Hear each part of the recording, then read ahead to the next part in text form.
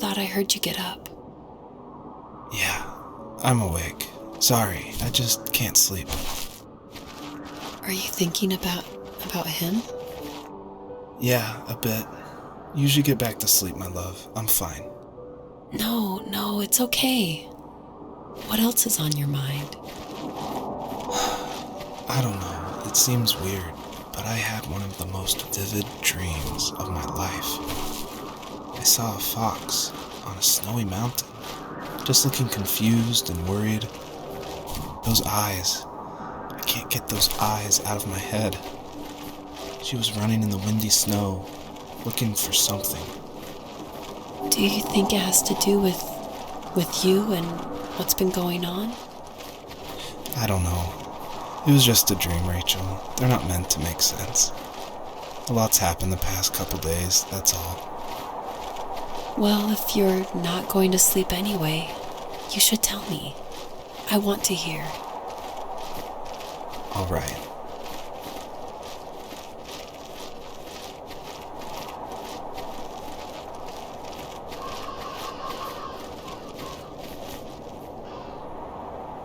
So, not far from her home, she followed that path to something unexpected.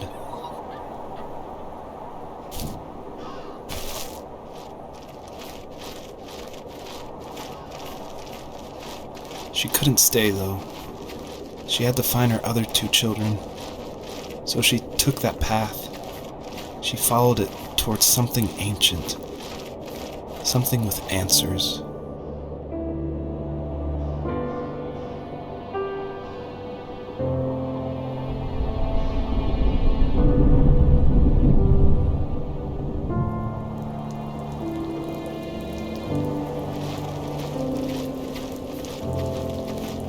The fox looked high and low, searching for any sign of her cubs.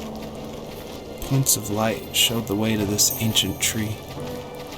It was as if each one had a story to tell, all their own. The land was trying to tell my story, too. I felt like I was right behind her the whole time.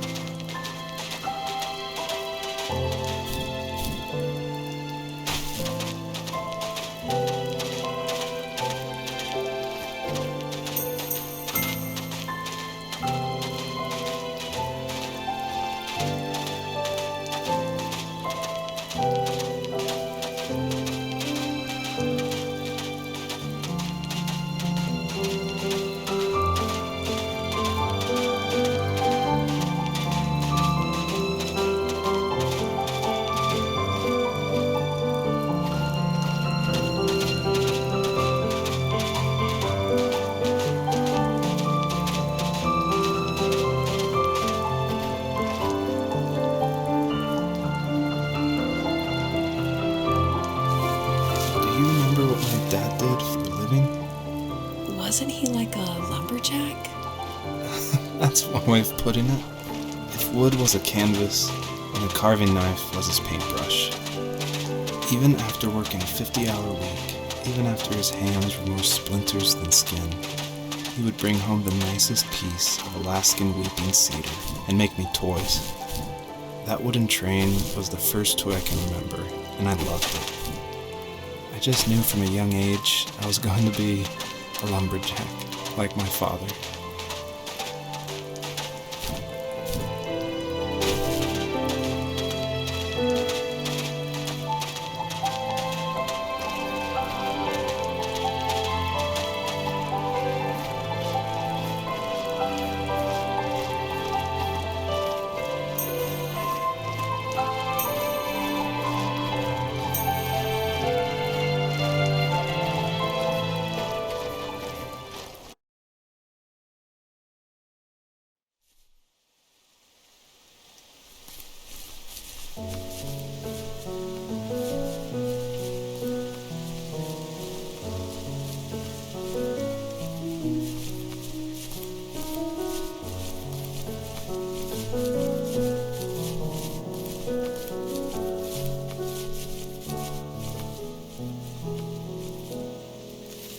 My teenage years were full of sketching, angst, and trouble. I wasn't popular or unpopular. Maybe just forgettable. I guess that gave me a sense of freedom, so I hung out with crazy kids, doing crazy things, even though I mostly just watched the chaos ensue. We did it all. Put fireworks in mailboxes, hide roadkill in people's garages, break windows of the barber shop in Anchorage. My dad was furious, but he was so busy working he couldn't do much to stop me from going out.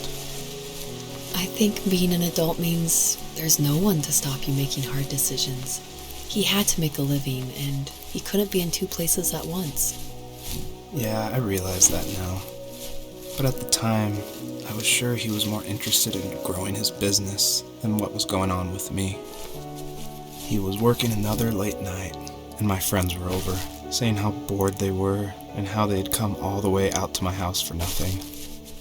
One of them mentioned how that old, ugly beyond belief truck was still in the garage, and how we should take it for a spin. I was only 15, so I kind of fought it for a while.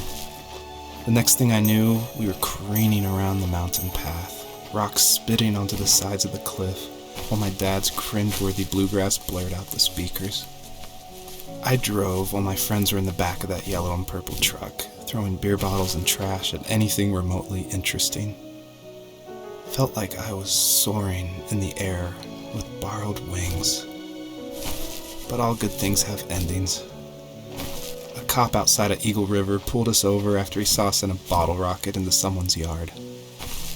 What followed was a long night of talking to disappointed adults and feeling smaller than ever.